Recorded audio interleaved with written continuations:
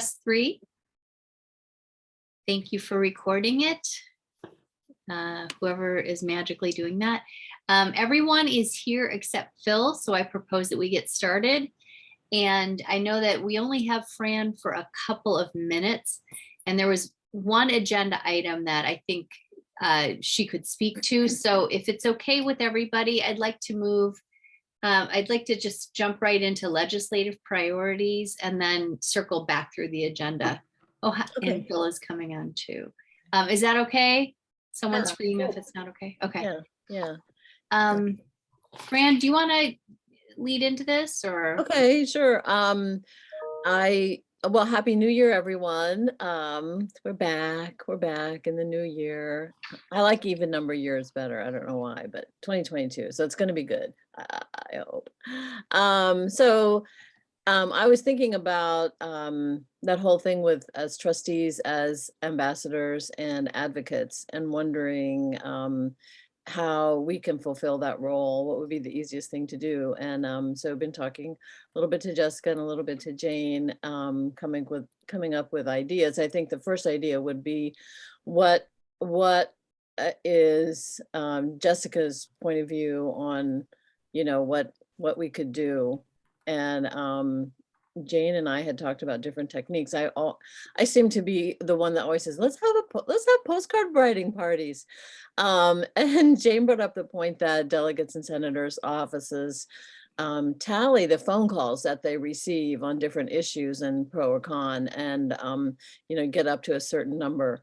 And I know a couple of years ago, I made phone calls to try to get, I think it was the year before the gerrymandering thing got out of committee, but making calls to the different offices of the people who were on the committee to, express the point of view of, can your member vote to get this out of committee? And when Jane said that Jane made me remember that, and that it's probably more effective than postcard because it's much more immediate. And also it's really easy because when you know what your issue is and what your goal is and what you want the member to know, then you have that right in front of you and you have the phone numbers and you just call and they take your call, and they don't write down what you said except that what you want, and you want this or you want that, and then they keep a tally of it. And it's interesting because I know I called a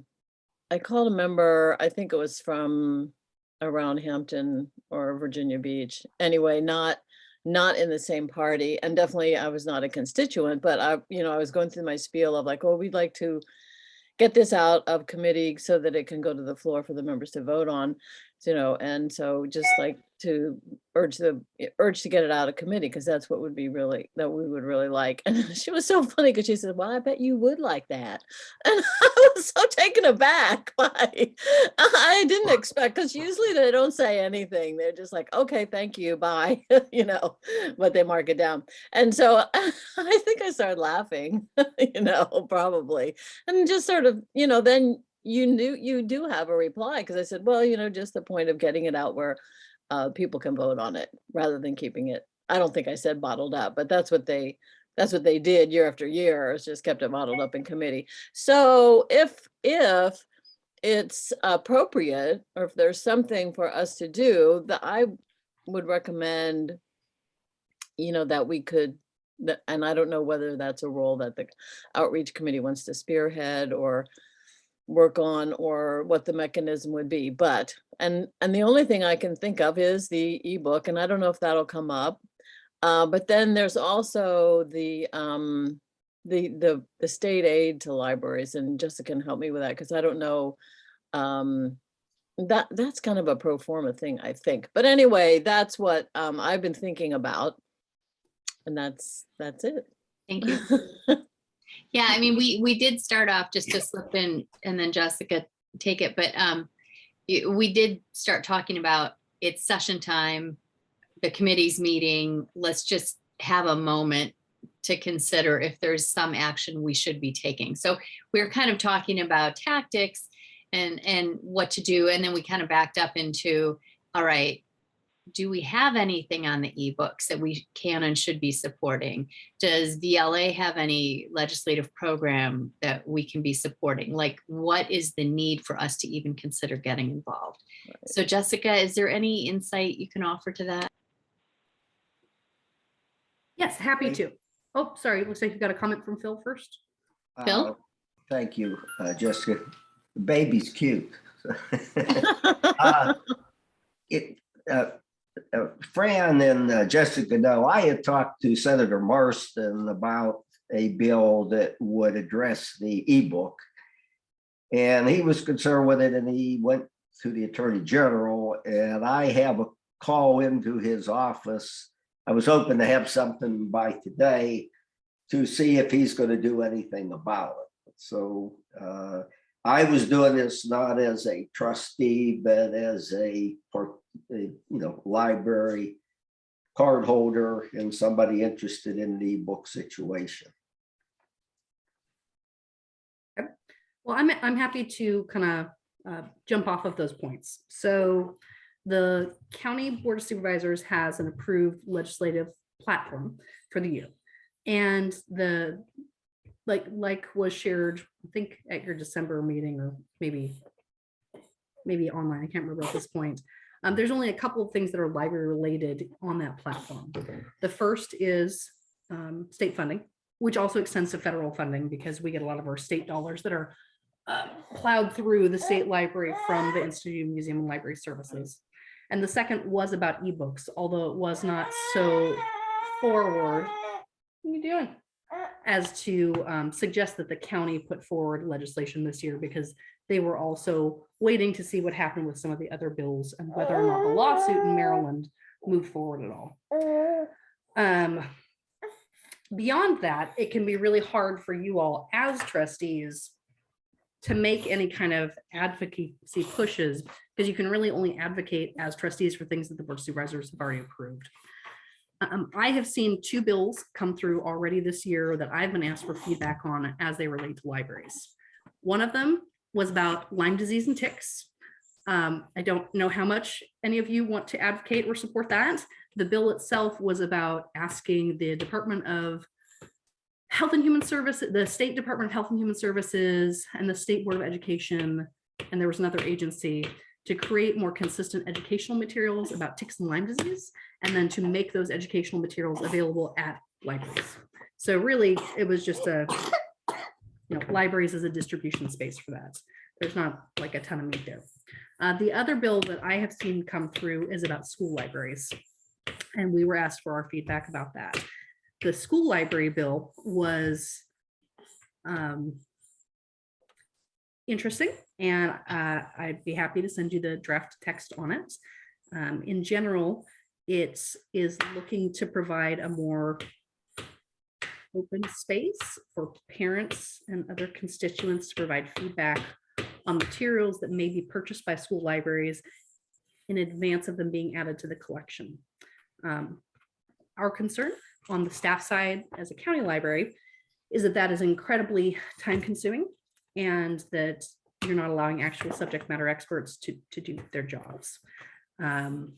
There's some other language in there about many of the topics that are floating around right now. I won't delve too deeply into those, but we did provide feedback on that one. And Hannah feels very strongly about that one. Very strongly. I also feel so strongly about that, Hannah. We all feel very strongly about that one. Those are the only 2 bills that I have seen move forward at this point. I get an update about anything related to libraries from the county's legislative office within about 2 days of them being posted, because they want our feedback in order to make recommendations to the Board of Supervisors in advance of their legislative committee meetings. So that's about half of your question. The other half was, does the Virginia Library Association have a legislative platform that you all could support? And the answer to that is kind of, but not really. Their legislative platform is really just get more state aid. It is much more reactionary than it is anything else. So the Virginia Library Association does more work when bills are introduced in either supporting or trying to get something kicked out. than they do actually putting their own bills into place. The majority of the Virginia Library Association's time, it goes towards trying to get more state aid dollars in general for libraries across the Commonwealth. So that's kind of where those are. The school one, once the Board of Supervisors has a position on it, maybe something that you all might want to think about supporting or not. The board has a legislative committee meeting today at 4 o'clock. This is not on the agenda, so I imagine that it will be on the next one if they choose to talk about it, or we're going to have a statement or a stance on it. Thank you. I don't know if Priscilla wants to add anything additional in the school library one. I am definitely not the expert on this, but I think that's about what I've got to cover on it. Okay, looks like Priscilla is passing. Are there any questions on this or other additional thoughts? One thing I do. Yeah. Jane. Brandon? One thing that I forgot to say is that I was thinking that because of the boundaries of what trustees can do, that what it might be that if we had talking points for something that we could have ask our friends and people we know who are supporters, to see if they would make phone calls or do, also to be advocates. So it's sort of like we would be enlisting people that we know. Because I can think of people that I can say, hey, will you do this? Because it's really not something that I should do as a trustee, but it's an important issue. Now, I have a question, I bet, because I think Riccardi sent out a list of the 30 or it was 30 pages. It was all the education bills that have been introduced. And so we're not constrained from expressing our support or not support for those, are we, as trustees? I mean, we just do it as an individual. because You it's are not welcome related to do us. whatever you'd like as individuals. You can support or not support whatever you want. It's only when you've got your trustee hat on. Yeah, That it has to be things that the Board of Supervisors has already made a statement or vetted. yeah. So it maybe we're still in a watch and wait kind of situation. Does that seem? Yeah, the comment about ebooks, there have been 2 Virginia folks that have shown some interest in putting something in.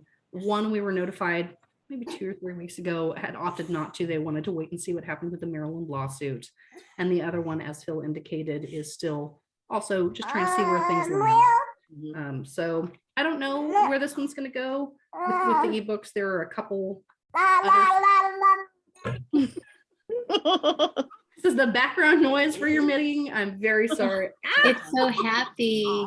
Well, she just bit me while she was doing it. Oh, So no. I'm glad someone's Not happy. on purpose. Oh, look at that hair. Oh my God. And now she's trying to sing you all the itsy bitsy spider. I don't know if you can tell that that's what's happening. Oh, yeah. That's what this is. People do it too, yeah. Yes. Hannah, you are such a trustee. Yeah. Okay, well, I gotta run. I got an appointment. Oh, yeah. Go All ahead. right, Nice to see your face. happy appointment. Thank you. Fran. Take care, everybody. Being miss. So there's a similar bill in Massachusetts that someone is trying to move through. The one in New York actually got vetoed by the governor. So the only one at this point that is signed into law is the Maryland one. And their attorney general has indicated that not only are they going to defend the lawsuit, they're already moving to have it dismissed. So there's a lot of different opinions and viewpoints legally on this at this point, and I think some legislators are just waiting to see how it all plays out. Thank you. It sounds like it was good, and thanks to all of you for letting us just have this moment. It just seemed like the timing was lining up, that if there was something where we needed to or wanted to take swift action, now is the time to talk about it. So in the world of possibilities, it sounds like there's just not anything for us to be on top of right now. Not unless you're real excited about telling people about Lyme disease. No. I mean, yes, I think more people need to know about it. I don't know that, is it controversial? And I don't think it'll need our. And of course we'd help. Yeah, Lyme disease is an important thing to fight. Nobody wants to get bit by a tick, but yeah, I don't know. I used to well, I still do occasionally. I helped the VFW at the Burke Center Festival when we had the live festivals. And over the years, one thing I've done is gone to the county headquarters where they have a lot of handouts in that little room off of the lobby. And they always have Lyme disease, mosquitoes, ticks, and stuff like that. So we always take a few of those and then give them out to people at the festival and just use them. So they look a lot like all the other stuff we have in libraries. There's no reason, I don't think, that we couldn't get a supply of those and send them out to the branches and say, stick them on your board. I mean, that, Oh yeah, no, agreed. So the staff response to the draft item was, if they want to do this, we'd be happy to help distribute. Yeah, give us those, we'll hang them up. All right. Well, thank you, Jessica. If I could just take a step back and say welcome to our first way postponed committee meeting, but our first committee meeting of the new year. I hope everyone is healthy and you're off to a good start for this year. Thank you for your flexibility in December. It just looked like that was not going to come together for our last meeting. So thanks. It's really good to see everybody again. Have you had a chance to review the minutes from August? If you remember, several months ago, there was a month named August, and we got together in the same room and chit-chatted for an hour and a half. Does anyone need a minute to review the minutes? Did I see it? Yes. Okay, Sheila. Do I get a minute? Sure. Tell me about this time of August. It's been a long winter already.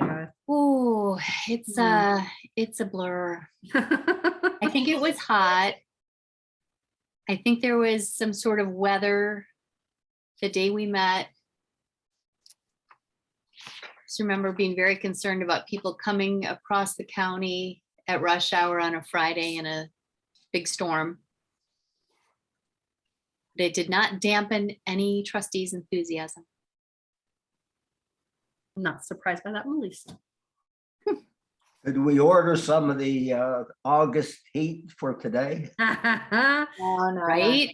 That would be nice. Yeah. Just a touch. Just put a sweater on. No. Okay. Sheila, are you all I'm set? done. Okay. So we've got these wonderful minutes from a long time ago. And is there a motion to approve the minutes? So I moved. move we approve. Phil Well, approves. I'll Second? Suzanne? Second. Okay. Is there any discussion? Excellent. All those in favor? Raise your hand or thumb. Okay. Minutes are approved. Thank you. Whew. Okay. Review of quarterly programming and events list. It looks like this was, maybe this was drafted for our December meeting, but the fine free is happily done and started. Woohoo! Yes. Jessica, or would you or Aaron like to tick through any of this on the talking points sheet? Yeah. Do you mind if I share my screen? No, that's very high tech of you. Okay. It's not, but thank you for thinking that of me. Let's see. So here are our talking points. We'll go up a little bit. You are absolutely correct that this was our draft version for December. So we've got 4 items on here, and the first is going fine free. Obviously, we need to change this first bullet because your December meeting has happened and we did approve moving fine free. But we can update this to provide a little bit more information about what has actually happened since then, while still keeping the basics about why it happened. I can share with you all that this process has gone very smoothly. We went fine free actually the week of Christmas, that week between Christmas and New Year's, because it took a little bit of time to get everything in place. And by the first full week in January, we were not only no longer charging overdue fees for most of our materials, we had also gone through and wiped out all the previous overdue fees on folks' accounts, and that was about $230,000. So as of 2 weeks ago or so, we still have lost and damaged people lost and damaged items on people's cards and other really tiny miscellaneous fees. But in general, we're fine free. And folks have had pretty mellow responses to it. The social media responses have been pretty low key. And while we've gotten a couple of complaints from board offices that have been, passed through constituents, they have been less about going fine free and more about wait lists. So there's always a concern that if you go fine free, there's not as much motivation for people to return items. At the point in time when we got emailed about this, we'd only been fine free for about a week. So that wasn't really long enough for someone who had gone, haha, I'm going to keep all of my stuff and not bring it back. There's just really long hold lists on a number of our items right now. But in general, it's been pretty mellow response. I'd invite Erin to share anything else she's seen about our marketing and publication push on this if she wants to. Yes, I'm coming. So I will say we have also started sort of the second phase of announcing not just that we are in fact going fine free, but then we've also started this past week, we've both distributed printed posters to branches and are sharing on social media our Please Return campaign, which is going to be evergreen and ongoing. And we already have, I think, 6 designs in the queue, so that at the point at which people start to get sign blind, we can surprise them with new signs that just have cute phrases to remind people that the books and other materials are shared resources. Christina is also on the call, and she shared this week one of the first Facebook posts about Please Return, and it got fantastic. It was a reminder and an announcement to some that we'd already gone fine free. So the word hasn't gotten out to everybody yet, and just super positive responses and lots of shares. So I'm super pleased with how everything's going, and it's been a very welcome, positive message for us right now. Can you share what the little couplet is for this first go around? Oh yes, it is ensure a happy ending, bring it back for lending. So super cheesy and cute. The wonderful folks in library marketing came up with a number of these. Can you say that again though, Erin? Yeah. Ensure a happy ending, bring it back for lending. If the chat's on, I can drop the designs in the chat. They're really cute. Chat is off, but I will pull them from you and email them out afterwards. Yeah, so Erin and her crew came up with a bunch of cute little couplets like that. They're kind of rhymey and sweet that are meant to just little earworms so that people go like, oh yeah, I will bring my stuff back. And people have been remarkably positive about all of this, which is nice. Quick question. I think that's got to be such a nice surprise that you were able to wipe off the older fines. Were those people notified that their fines have been forgiven? Kind of, yes. So we had a couple of people who attempted to pay their fines and then found out they didn't have fines. It happened like within the first couple of days, and were very surprised in a nice way. I actually had one woman email me because she had mailed in a check for $1.20 to pay her overdue fines. And then when we called her back to tell her that she didn't have to pay those fines anymore, she donated the $1.20 to the library instead. Yeah, it was very, very sweet. So yes, folks have been notified. What are you doing in there? You hunting food? Are there any other questions on this, the rollout of Fine Free?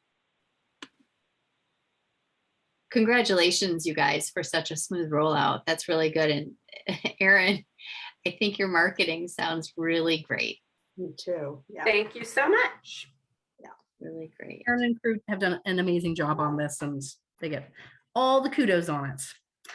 The next item in here is the Year of Literacy. I know I've shared a little bit about this at the couple of prior library board meetings, but we wanted to give just a little bit more information. As a reminder, this is an effort that we've made for both programming and communications to give folks something different to think about than the pandemic. It's totally in the library's wheelhouse. It's meant to give our staff an opportunity to kind of get reinvigorated around programming and connecting with the community for something that's not public health driven. So each month has a different theme, and we've got them all lined out here. You can pick your favorite, whether it's Culinary Literacy Month in August or in September, legal literacy in November. We've had a lot of interest around environmental literacy in May. We've got one for every month, including January. And this is our very mild kickoff to the program. And it's traditional literacy, just the literacy that you think of every day. It's reading books, it's learning English, it's book clubs. So we have taken, we've taken this month to highlight things that we already do. So Erin and her team have been highlighting many of the new book clubs that have kicked off, both virtual and in person, our ELL programs, and the Winter Reading Challenge that runs through January 31st. And then in February, we have a number of system-wide events, including Love Poetry Online and our Terry Mcmillan events. We will continue to program for these both centrally and making these available for branches to do whatever makes the most sense for them to tie into them. Trying to think of other big ones we have queued up yet, but those are the big ones that are happening right now. We have a really awesome cross team of info and circ staff that have been putting together pamphlets and programs and book lists for branches to support the different literacy months as well. So people are getting engaged on lots of different levels. We even have one staff member who's working to connect them to different databases that we pay for. Not sure how she's going to do that with love literacy, but I'm sure she can figure out with most of the rest of them. So, any questions about the year of literacy? No. Good. The next one is Terry Mcmillan. I know I have emailed you all this before and you've probably heard about too much, but we're very excited about her visit. Registration has been open for about a week and a half now, and we have really great attendance queued up. So I'm excited. If you are planning to go, you should sign up pretty soon because I think it'll be closed out not too long from now. And then in our original draft of this, which we had provided in December, the fourth bullet was about the COVID test kit distribution. That has since been removed because that program remains on hiatus as the Virginia Department of Health works to combat some of their supply chain issues. We have been happy to participate in that program, but it is very hard for staff and the public to kind of get a handle on it when we don't get enough volume to actually support the need that's out there. When we did our last distribution, we received 1,200 kits. We distributed them to 4 regional locations and they were gone within about 5 minutes at most locations. So very, very rapid. People obviously need them and we want to help support that effort, but we need to know that we're going to get a decent supply of them so that it's not mostly disappointed folks at the end of it. So instead of that, we inserted information about the schedule modification, which went into effect this week. This one's, it's pretty self-explanatory there. We are planning to only keep this in place through April 1st, which is the Friday or Saturday before FCPS spring break starts. We wanted to make sure that we got back to our regular schedule as kids were coming out on spring break. Access Services maintains their normal hours though. And I will share with you that the response on this has been varied. Some of it's kind of nice, right? That people are a little upset that we're not open on Sundays and Mondays anymore because they love using the library. And I get that. People have been really vigorous in their statements around this though. So we're hoping that because it's such a short time frame, it's only 10 or 11 weeks, that even though folks may be unhappy about it on the public side, it's of a limited duration. And we simply do not have enough staff between the current COVID surge and the amount of vacancies that we have. For this group and for anyone who is watching it later, we are not alone locally in changing our services. The Alexandria and Prince William Public Libraries have had modified service hours since the start of the pandemic and have not returned back to normal service hours. Prince William is only open 6 days a week right now and no evenings. And Alexandria, only their central library is open 7 days a week. All of the smaller locations are open 4 or 5 days. Falls Church, Mary O'Reilly Stiles Library changed their hours the week before we did to shorten them. And Arlington has recently, they closed Thursday, Friday, Saturday, Sunday of last week, all of their locations due to staffing challenges. And then this week and next, they are irregularly closing additional branches due to the same thing. So we are definitely not alone. This was not an easy decision to come to. And we looked at a number of ways to affect this model. The other kind of big option that was out there is to actually close a library and to redistribute staff at those locations to other branches. And that is really rather unviable in the short and the long term, because people depend on their libraries, even if they're only open 5 days instead of 6 or 7. We've seen other large jurisdictions moving that direction. Toronto Public Library recently closed 44 of their branches. They have 52 remaining open while they deal with the current COVID surge and their staffing issues. All 3 of the New York systems have been irregularly closing branches over the last several weeks. Boston Public is closing a number of their branches as well during at least the next month or so. So all that to say, we're hoping that this is short term. We are not expecting or intending to go past August or April 1st, but we are not unique in the challenges we're facing right now. Locally as well, within Fairfax County, both the fire department and neighborhood and community services have also changed their service models. The fire station by cross supporting different areas and not staffing certain smaller locations, and NCS, community centers, teen centers, and youth centers by only being open Monday through Fridays. Although I think theirs is only through the end of February right now. So just a little additional background if you were interested. The talking points here cover the majority of it. Suzanne? Yeah, are you planning to get these positions filled by April? I wish. Or is there a dearth of candidates? It's all of the above. So when Aaron and I and our new deputy, Kevin, have been messaging this and responding to constituent complaints and questions, it's both the current COVID surge and the vacancies. It's not one or the other of them. We had a recent staff town hall, and in December and January, we've had 20 staff out with COVID. Not as many right now. We're definitely past the peak within our own service zone, but that's a lot of bodies to have out on top of 76 merit position vacancies that we have. Wow. At any given point in time, we've got lots and lots of recruitments open, and there is a public perception that we don't have as many open because you don't see them all. So if you go and you look and it says we're recruiting for library aides, there's one posting and you think, wow, they're only recruiting for one job. Well, no, we have like 13 vacancies. We're recruiting for lots of them, but it's just the same class spec with a lot of positions behind it.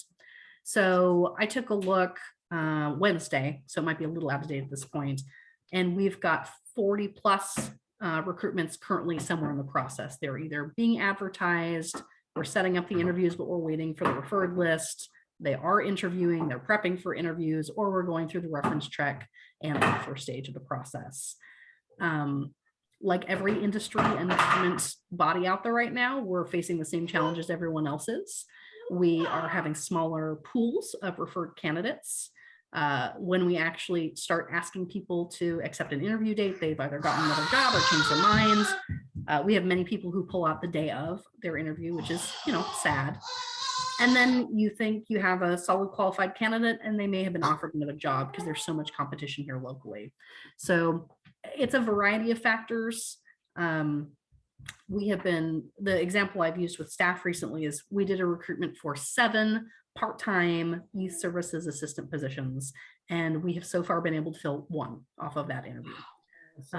Just because we didn't have enough interested people to start with, and by the time you get done, there's just not enough. So Suzanne, your question was, are we going to fill them all?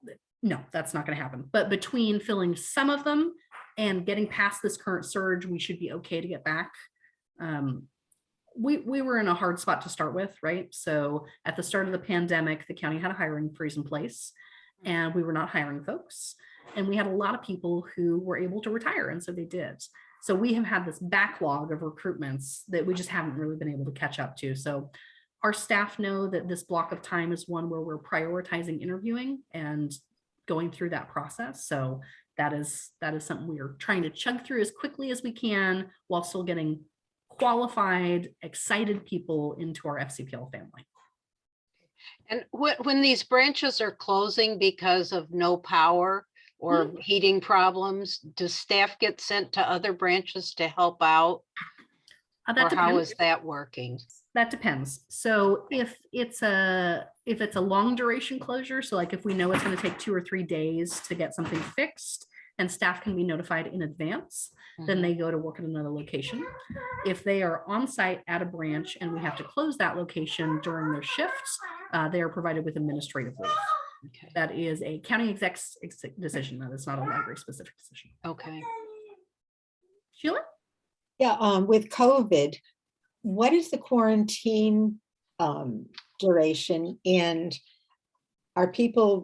do people need to quarantine if they've been exposed, or is it just if they've been actually diagnosed with COVID? I'm talking about staff. So that also depends. We follow the CDC guidance. So if someone has tested positive, then it's the 5 days. And then you mask for 5 days, and they follow whatever that is. Now, when does the 5 days start? I've been so confused with that. Is it when from the day they've been diagnosed, or positive reading? So for us, it's 5 days from when we're notified. Okay. The iffy part here is the county does not want people returning to work until they are well. So even though the CDC guidance on quarantining has changed and 5 days is only what is required, if you are masked, if you can mask and you're vaccinated and all those kinds of things, we don't want people coming back if they don't feel well. So while the minimum is 5 days, people know that they can take whatever time they need to be well. So most people have been taking longer than that because they have symptoms and we don't want them in the workplace. Right. And then of course you can take into consideration, I guess, if it's been a weekend and they haven't worked for X number of days. And I know it's so complicated, but and what about exposure? If somebody in the family has it, but that staff member hasn't been positive, hasn't have a positive reading, do they have to quarantine as well? That depends as well. That is something that they might be contacted by the local health department about through the contact tracing program. So we have guidance from the county and from the health departments, but it's really up to employees to notify us about who they've been contacted by, what they've been directed to do, what their health care provider is telling them to do. We're not doctors and we're not epidemiologists, so we try and stay a little away from that. Yeah. I know it's so complicated. It's just that you hear so many different stories locally about, so I was just wondering how that was working for the county. Because that makes the whole situation of staffing that much more complicated. It's not just a hole in staff, but it's this ongoing uncertainty. So absolutely, you're correct on that. And we just, people have been remarkably flexible. They have been willing to go to different branches and do different things to support keeping our facilities open, which is nice. And they know, I hope that they know, because we've said it a lot, that if they are not feeling well, they should not come to work. And if the health department contacts you, follow their directions. Absolutely. Yeah. Okay. Any other questions on the schedule modifications? Well, that is everything that we have for your talking points. Thank you. I can't imagine how difficult that the decision was. And just given how library staff has put in 1,000% effort since the pandemic started, when I saw the news about the modification, I thought there was no other choice. Well, and to be fair, not all staff are thrilled with this hours change because it's a change to their personal schedule in their lives. So I hope that everyone realizes that this was a compromise and that we're doing what we have to do to ensure that people are safe, well, and that we have our library staffed well enough to function appropriately. Well, sending good thoughts to the staff who have to deal with the people who are passionate about. Yes, that is a lovely way to put that. We have many, many, many passionate people. And if you visit your local branch anytime soon, Fairfax County does still have a mask mandate in place. That is, please wear your masks when you're in there unless you are medically unable to. I have a question. Jane? Yeah. And this is for Jessica. I mean, considering, the situation, mental health, all these things going on, is the staff receiving any training on, how to deal with this period? That's the question. Are they receiving any training on how to deal with you know, how to deal with the public, how to deal with their personal feelings, how to deal with virtual COVID. I mean, just Yeah. Well, it's all that and more, right? Because our libraries are an epicenter of the public, and that means lots of different kinds of people come in and use our spaces. Some of them are wonderful, and some folks are really heightened by the moment that we're in right now.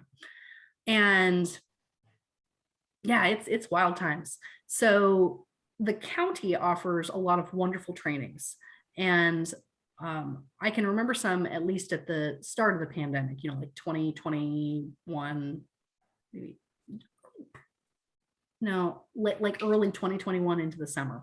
And it was all about mental health and how to take care of yourself.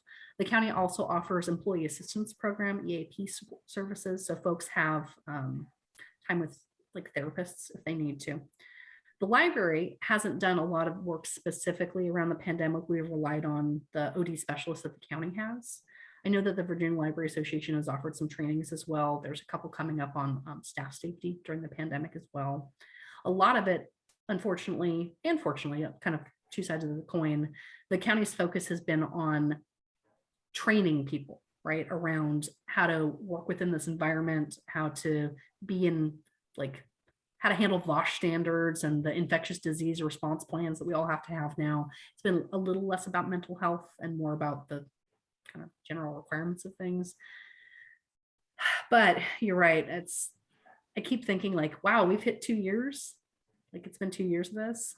I'm really kind of done. I think everyone's kind of done with this thing. So that's a good comment, and I'll see if we can. yeah, and then get just some to good follow up stuff. real quickly, you know, what I was probably trying more to get to is that, you know, we have these things over there and you can use them if you like them. But, you know, do we have the power to have a mandatory, like everybody in the system take this hour-long training or 30 minutes, whatever it is, like, because I think a lot of people are like trying to figure this out themselves and with their own tools. And just like we have, I'm sure the county has mandatory sexual harassment training. Yep. Yeah, so we have had a number of mandatory trainings added during the pandemic, but they have been mostly about, you know, like how not to infect other people. We have some mandatory library trainings around things like confidentiality and like our circulation system and things like this. I'll poke around and see if there's anything we can do on this. I'm being a little Right. naive here, but I'm going to move on, but it's Yeah. more for the staff and their mental health. That's where I'm focused on. understood. Okay. Can Thank I you. ask a related question to that, please? The social work person, that staff, that position that we heard is happening, when does that happen? But Or has that happened? We requested that as part of our current budget ask, Mhm. but we won't know if it's been funded until the advertised budget comes out end of February. And that person might have some part in what Keith was talking about, what you're talking about, I imagine. Yeah, also. absolutely. Because it's a Yeah. new position, we would have a lot of flexibility in deciding what it does. The original intent was it was going to focus mostly on public service, Yeah, on yeah, supporting yeah. people to come in, but anything that we can do to help our folks at this point, Yeah. Keith is right. There's so many prepackaged programs out there that people like, you see it in passing, but you're like, wow, I'm really busy. I'm not going to do that right now. I get a little- Nobody is as well as they'd you, nobody is Tanya. doing as well as they might, like nobody's doing well. No, None of us are everybody's okay. stressed out. It just None of depends us are what level okay. you're at. Yeah. Thank you. That's fun. Hannah just brought me a box of coins. Oh, so cute. Good girl. Oh, What a good girl. Very shiny and makes lots of clinky noises. She's so Um, she's helpful. excellent. Yeah. She's She's helpful. Keith, excellent. thank you. That is a good suggestion. I will follow up on it. Okay, thanks. Any other thoughts on schedule, staff? Okay. Okay, so Actually, wait. I do have one more thing that just, I forgot when Keith asked this question. It spurred another question, but I had a question before that. The closures, is that like 100% under our purview? Could there be any kind of executive order that comes from state government that would require that libraries open 7 days a week, that you figure it out, like, or anything like that? The same kinds of, so, you know, like different demands that are happening with regard to our schools and. Yeah. Interestingly enough, one of the emails that we received recently indicated that someone thought that the Attorney General was going to be investigating our library system for our change in hours. I hadn't personally heard that, so it was a surprise to me. We are a regional library system, but we are an agency of Fairfax County. I suppose that if some kind of executive order came down, the state could withhold our state aid if we opted not to follow their regulations. Our state aid is usually about $560,000, which is, you know, a good amount of money, but not so much that it would affect our operations if it was I didn't hear the reasoning. What was the Attorney General wanting to look at? Well, I don't know that they are. I'm saying I got a complaint email that's about our hours change, and someone mentioned that they had heard that the Attorney General was going to look into whether or not we were, I don't know, breaking the law by cutting our hours. It was unclear. It was very brief. So we're still working on a response to that. But to Sujafa's question, we are a locally controlled element of government. We are not mandated by the state. So really the only thing for our system that I can think of is that they could withhold state aid if an executive order did come out requiring a certain amount of service. I would be very, very, very surprised if something like that happened. We're actually open many more hours than other library systems out there. So it would do more harm to smaller systems that haven't changed their hours, unless it was just for Fairfax County. Executive order, Fairfax County, you will open your library 7 days a week. Yeah. And with regard to mask mandates, would that be like we now ask people to mask in our libraries? We ask children to mask in our schools. Fairfax County Public Schools has recently said we will continue to ask our children to mask and teachers to mask in our schools in order to be able to keep schools open. Similarly, in order to be able to keep libraries open, we ask people to mask. That is controversial now, right? So it's like something you have to fight for as a system. Our school system has had to come out and say they're going to do that. Loudon has done the same. All of our school systems have done the same. Just say, regardless of what you say, we're going to ask. Is it possible that that would be the same thing that could affect our policy? Yeah, it certainly could. Because we're an agency of Fairfax County, we do not alone as a library system make decisions about masking or social distancing or anything like that. Those are countywide directives that come from both the health department, the Virginia Department of Health, and our executive officials and elected folks.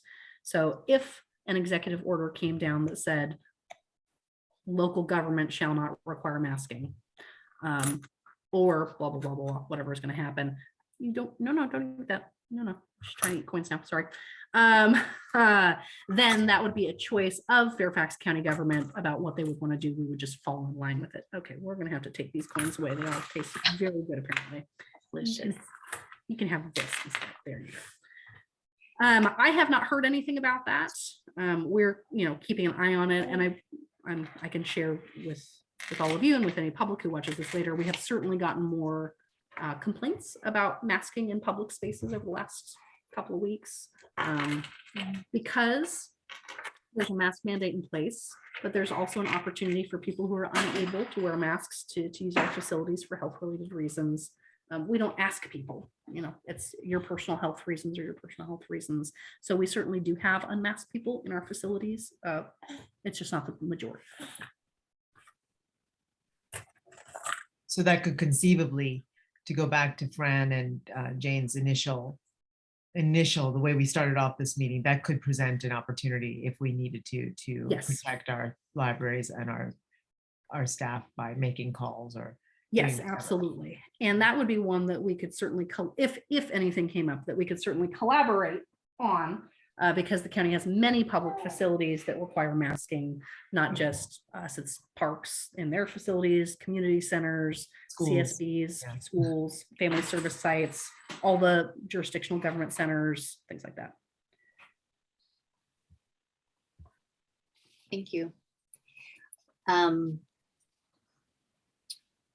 next agenda item is just back to our beautiful annual report.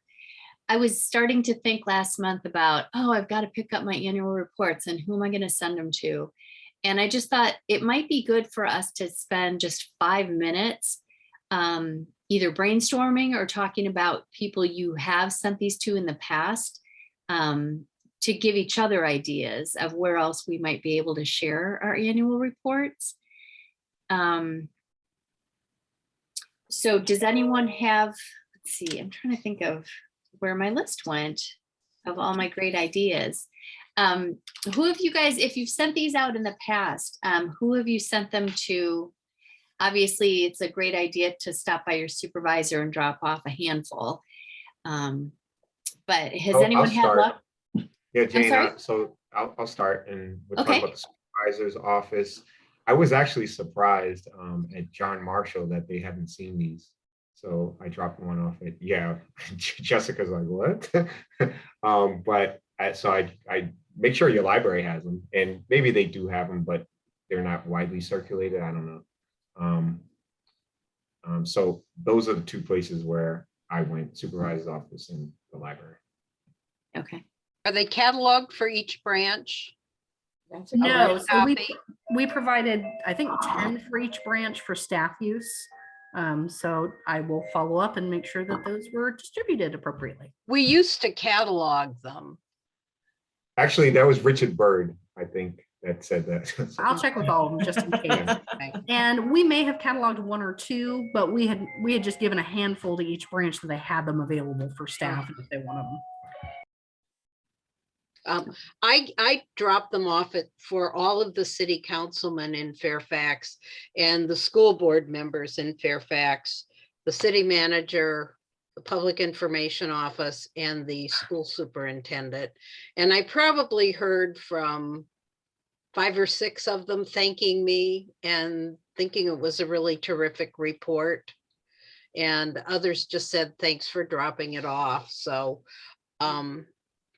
that's kind of what I do in the city, and people do seem to appreciate it. And I really got the feeling that the ones who responded to me actually had read it. That's Yes. great. That's great. Yeah, one of the things I was thinking, just because I remember Fran talking about, was it Thomas Jefferson? She managed a branch once that was near a school, and a lot of kids would come over after school. Woodrow. Woodrow, okay. Chantilly, yeah. So I was thinking if there are any relationships like that, like Rose Hill next to, John Marshall. thank you, John Marshall. If it would be worth sending something to the principals of those schools.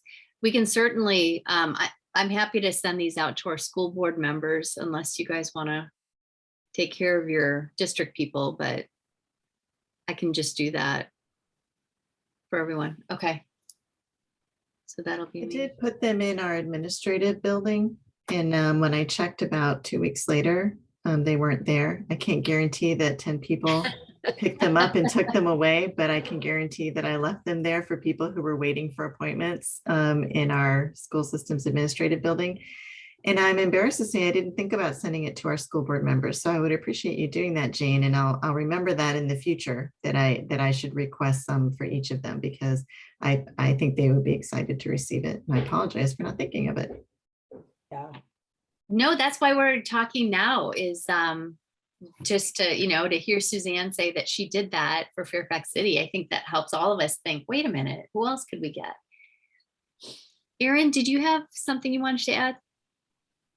Did. I think you'll probably need some more if you give them to school board members. So just let me know how many extras you need, and I'll take notes for this conversation if we need to drop some more in inter-office mail to the branches for you all. I also hear from Fairfax every year. They ask who designs the annual report. So they're definitely looking through that and reading it. So that's working. But if we are brainstorming and you guys need additional, we still have plenty. So let me know and I will send some along to you. Thank you. I have a follow-up question, Jane. Well, I guess this is probably for Erin. do we have digital version and I missed it? It's on the we do. website. We can Yeah. send that link out too. No, Yeah, no, so no. it- I'll find it. No, so It's just a Aaron- PDF, unfortunately, but Yeah, so Aaron sent me copies of the 2 first rounds of the, ensure a happy ending, bring it back for lending, the graphics. So I'll include the link to the document as well. If you go to your library board page on research.fairfaxcounty.gov, there's the last 3 of them roll up there. So there's a 2020, 2021, 2019. Did a link go out to the Friends presidents? There's a mailing list for the Friends presidents. That is a great idea. I didn't send it. Okay. That is a great idea. I don't have the think they mailing need list. their own copies, but since they're in the branches, but having the link, at least they can share it with all the members. That's a great one. Okay, we'll do that. I'm just thinking, like in Reston, we don't have a mayor, but we have a Reston Association. So I'm thinking that I should get a copy to at least whoever's in charge of that. And then I was just thinking also, like Vienna has a mayor and Herndon has a mayor. So those Right. would be. And other Clifton. offices. Clifton. In Clifton, yeah. So Maybe from Clifton. And Yeah. town councils. yeah, right. Because in the old days, I mean, meaning old days, meaning before COVID, we would take them places like dentist offices or places where people would be sitting in waiting rooms. But I don't know. The last time I went to the dentist, it was whistle clean. There was nothing, Yeah. nothing to touch in that office. So yeah. That's a really good idea, Sheila. And, Yeah. and it reminds me that I have not, Great Falls Civic Association I had thought of, but the Herndon Town Herndon. Council I have not thought of. So I Right, would need a yeah. couple extras to be able to do the Herndon Town Council. And also the Friends presidents too. I hadn't thought of that, but because you think of them as being so close to the library, the branch that they are friends to, but I hadn't thought of the annual report, because we do want to keep the Friends thinking larger than just their branch. So I think that's a great idea. I will follow through on that too. Erin, do you know, I was thinking of places like Our Daily Bread or some of the larger social service agencies, and I didn't know where that would overlap with NCS and if there was anything. We distribute branch out to several NCS locations. We don't distribute the annual report since that's a little bit higher level and less about Mhm. specific programs. Right. But certainly maybe distributing to my counterparts at a couple other county agencies would probably be helpful in looking for partnerships and joining efforts, which I know the Office of Public Affairs is looking for us to all sort of join forces a bit more. So that would probably be a great way to start that process. Okay. I every year get annual reports from other library systems.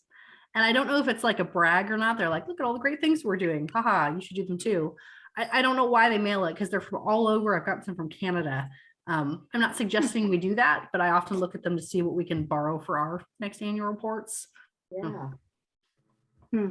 Jessica, once upon a time, I was involved in Godort at ALA, and they have a contest every year. I think they still do it for outstanding public documents. And if Godort is still doing that, we might send a copy of our annual report. I used to be a judge on that. And it's very, ours is very classy looking and could win a prize.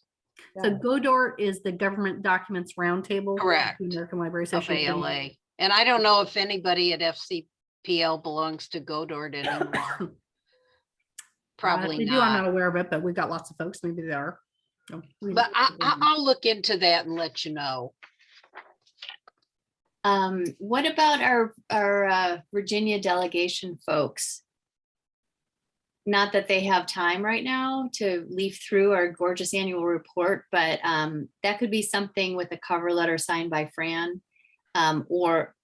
We each probably have relationships with our own delegates and senators, but just to ensure thorough coverage. I'm just thinking, just for them to remember that some really good news about our library system passed their desk, Yeah. that they can refer back to. Yeah. I like that, yeah, I agree. so. Jane, I gave one to Senator Sazel. I don't know whether he would read it or not, but he has a copy. Thanks, Phil. Great minds. Mark think Sickles alike. would probably read it if we sent him one. Yeah, And Carrie Delaney. Carrie and- Delaney, definitely, yeah. Mhm. Fine. If Fran would be open to that, Jessica and Aaron, do you think that's a worthy pursuit? And could staff support that, or is that something Fran and I would want to coordinate? I am sure that we can help out. I'm trying to remember off the top of my head how many we have still available. Aaron, do we have enough that we could send them to our Plenty, delegation? yeah. Plenty. Oh, Yes, we would be happy to help distribute those. Okay, Okay. okay. Shall I send 10 more? Jane, is your preferred branch Oakton? It is, and I don't know if I haven't been over there because COVID. So I didn't know if the original 10 were waiting for me still. They should be there, and I'll just send some more so that you Okay. can toss them out to whoever you want. And Sujatha, is your preferred branch Great Falls? Yes. Oh, Yes. perfect. Okay, so I'll send some more so that you have them for Herndon. Thank you so much. Aaron, just a point on that. I got a few copies through Burke Center, which is my preferred branch, in an envelope that sort of had my name on it, but didn't quite. So the staff actually had opened it, thought it was their copies, and they had to go collect a few from staff members to give me, which was fine. I said, no sweat, I can get more.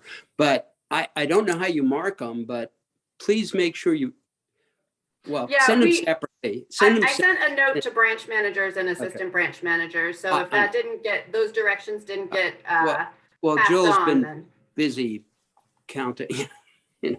Jill's been And it's busy. the person who Yeah. opens the mail. Yeah, it's a person who It opens. really needs to, If it says this See, is for the know about branch, it. it's for the branch. If it says it's for this particular trustee, it's for that person. And whatever came to Burke Center, they thought was for the branch. So anyway, there was a little confusion there. So I would just suggest you send them separately, one envelope, this is for the branch, one envelope, this is for trustee so-and-so. It would just help. Okay, We'll talk with Bobby about it for next go around. Yeah. that's what.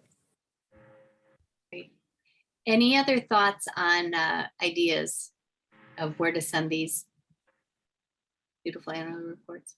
So let me just to clarify, so you and Fran will take Virginia delegates and senators. You will send them to those people. So I can cross that off my list. Okay, good. Yes. Okay, thank you. Can I clarify that? Is that the Virginia delegates and senators who happen to have part of their jurisdiction or all of it within Fairfax County? Or are you talking about the entire state? no. Just the Fairfax County. Just the Fairfax County delegates and senators who kind of, Yeah. Which is a lot of people, it's a lot, yeah, but it's not the whole. right? No, There are people who don't care. well, they have other branches. Yeah. I don't want to waste them. Right. Okay. Well, thanks. I think that we got some really good ideas. Thank you. Okay. Other items? Anything on anyone's mind that you'd like to discuss in the committee? Or any questions about anything going on?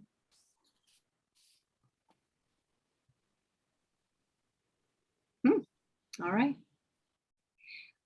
With that, so our next committee, since this meeting got delayed by a month, Jessica, do we schedule 3 months out or do we need to catch up and schedule 2 months out? How does our schedule work now?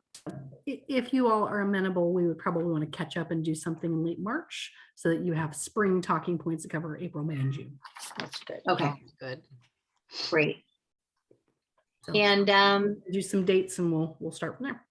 okay, and if it's possible to meet via Zoom again, could everyone just raise your hand and indicate if that is good for you? Soon. Okay, good. So if we can do that, we'll do that. We will send that to Zena. Great.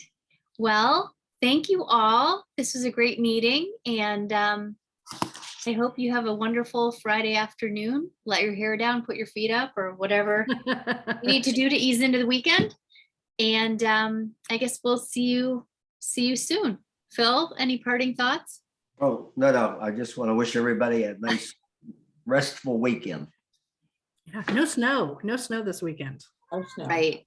We're gonna catch a break. So, all right. Thanks, Well, take care, everybody. everybody.